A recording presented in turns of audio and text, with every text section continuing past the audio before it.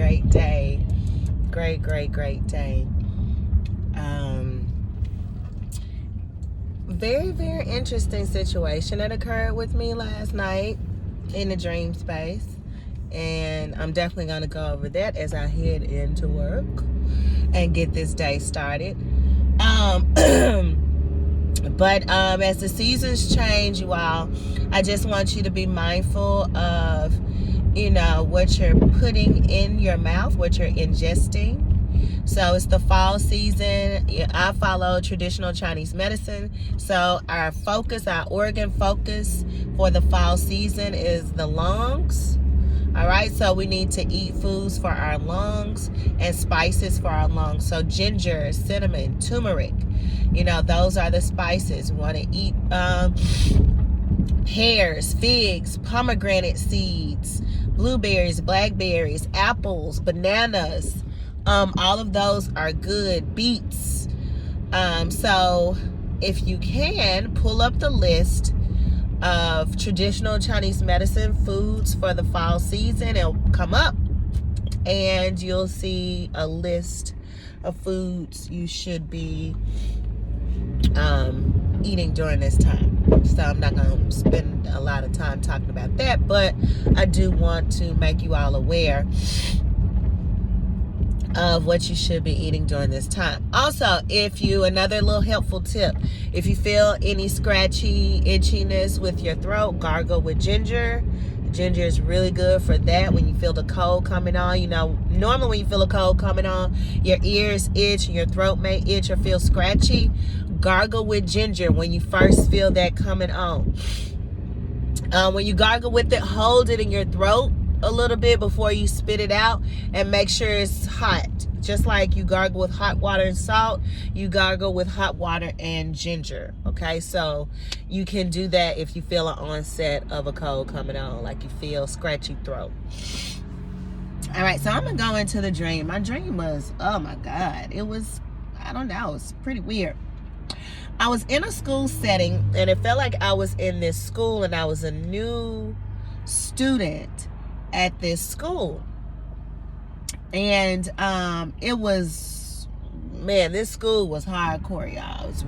It was a lot of bad students. I don't know if I saw this because I teach or what, but it was a lot of bad students. And so I was headed to my locker and this guy came up to me and he was trying to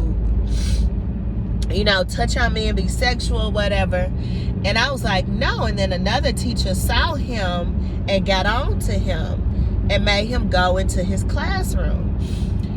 Then the police came around later on that day and they came to get me and said, we take you with us because we heard about what you was doing to this guy. And I was like, what? I didn't do anything. He was touching on me. I was like, So I was trying to go get the other teacher who saw it to have him come and verify, and he did, and he told him everything that happened. I leave, excuse me, y'all, my allergies. When I first wake up in the morning, these allergies, y'all, are just, my body is trying to get adjusted to being back in this realm, and my soul dropping back in to this physical form, and everything be going haywire. So anyway, so I leave that situation. I go to meet up with some friends. Now these are two ladies that I know, and they're two Caucasian. They're two white women that I know. I don't even want to call them Caucasian. They're two women, I don't even know their origin, but they're less melanated. And so we were outside in the parking lot talking, and I was like, where you getting ready to go? And they was like, oh, we getting ready to celebrate her birthday. We're going to eat at Hog and Hominy. I was like, oh, okay, nice, enjoy yourselves, like that. So then it was like they were already done coming out. I was getting in my car, and one of the ladies was like, okay, let me follow you to your car. And I was like, okay. So we just talking, walking to my car, and Next thing I know, I got this little child again, y'all. This little child pops up. I need to have a trilogy of the child videos, playlist. But anyway, I have a child now. I'm getting ready to get in the car. This vehicle pulls up with like three or four men in there. 3 or 4 black men in there. And so they were trying to lure me to the car and ask for directions. And I didn't feel comfortable. I felt like, no, something was going to happen if I walked to the car. So, remember the white lady that was walking me to the car? She stood there. She wasn't afraid. She started talking to them and asking them what they wanted. They was looking for, they wanted directions, but the driver kept looking at me. Like, they kept looking at me, even though they were asking for directions. They were looking at me, and I was just like, no, I don't feel comfortable. So I walked back up to the car because she was still there. And I don't know, it just felt very, very weird. Like they were trying to lure me in or do something to me. It didn't feel good. So I leave, I get in the car. And I remember her saying something about, yeah, you leave because they may try to slip you something. And I was like, okay, let me go. So I'm leaving, I'm in the car. Now I'm in the car with 2 children. Instead of 1, it's 2 now. And I'm trying to drive the car, and it felt like they had slipped me something. It felt like I had some type of date rape drug, y'all. I'm trying to drive, and I'm swerving, and I'm falling, and I'm just all over the place.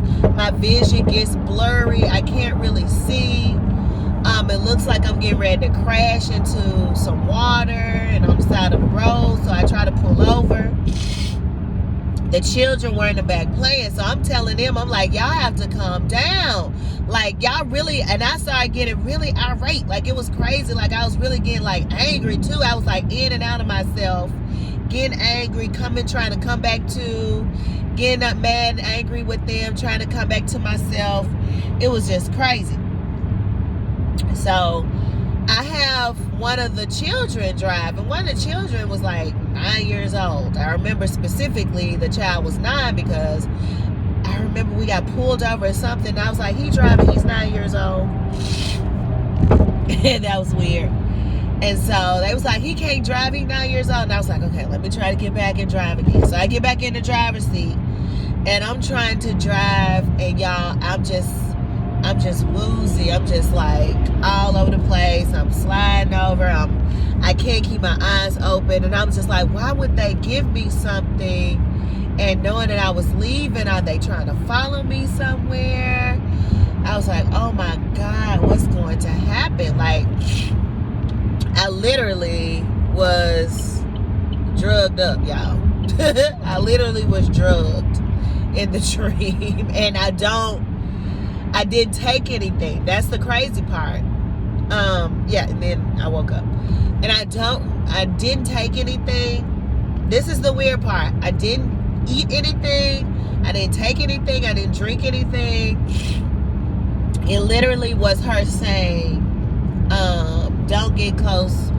They may try to slip you something. And it's like when she said that, and I was like, and I wasn't even close to the car, that's when everything started to happen. And when I got in the car, I'm swerving, I'm losing. So that was the dream. Now, there was other parts, and it's like I told you, when it gets fuzzy, I don't even trying to recall, because it'll be choppy and it won't make sense. So like I always say, if it comes back to me later on in the day, then I will do another video with clarity so it makes sense. But I like giving the dream recall that's the most clear and present in my mind, so that it's not like, what the fuck is she talking about, right? And so I haven't had much time to really sit with the dream. However, it's a few things that I'm looking at here. I'm putting this message out. It may be someone with children who is talking to or involved with a guy, or maybe a few men, ladies, and you don't know them that well. You are not fully acquainted with these men that you're talking to, and they may have some I can't ever get this word right, ulterior motives, right? And they may not be of the highest frequency, okay? So be very mindful, because this could put you and your children in danger of dealing with this guy or dealing with these men that you're dealing with, and you are putting your life and your children's life in danger. That's one instance. Two, there is going to be a warning. Warning comes before destruction. There is going to be a warning for you before this happens, for you to step away. Like she told me, get away from the car. Remember, she said, get away from the car, because they may try to slip you something. Warning comes before destruction. So what I'm saying is, someone's going to warn you about these guys or this man or whomever that you're affiliated with and you're having a relationship with. You're going to be warned about moving away, stepping away from these men, not dealing with these guys. They're not good. They're not good for you. All right? They may try to slip you something. They may try to do something. They may try to hit you. I don't know. It may not be literal with you taking something, them slipping you something, but they may be verbally abusive, physically abusive. They may, talk about you bad behind your back. All of these things. So be mindful. Here we go. These sneezing. So be mindful about that. The company you keep. Warning comes before destruction. Okay? So this is also a warning for somebody. This is the divination, the dream divination, y'all. This is the dream divination. And I don't need any cards. I don't need anything. I don't need nothing but my highest self and the divine that dwells within me to share with you all these messages and these dreams. And like I said, I feel like I'm an oracle that goes to the dream realm, that pulls back messages for the collective. And some of you may say, oh, well, what the hell is a collective? Because some people don't know. All right, if you know, you know. But some people are new to this, and they don't know. So for me, when I use the term collective, I am speaking in regards to those of us who we just resonate with the same energy and the same frequency, right? We may be star seeds. We may be light workers. We may are dream walkers. We may be psychonauts. We may go on trips on shrooms. But we are the collective. We resonate with each other. Right? So because we have this energy that we hold. Hey, lady, these babies, baby. That's energy. What? Because baby, I don't know what they did though. Because we resonate on the same frequency and the same vibration. We are the collective. We come together collectively to figure out what's going on and what we need to do in this realm. And we have messages for each other. Okay, so that's what is meant by collective when I use the term collective. Okay, so you all, I am pulling up to the job. But as always, leave you in peace and high frequencies.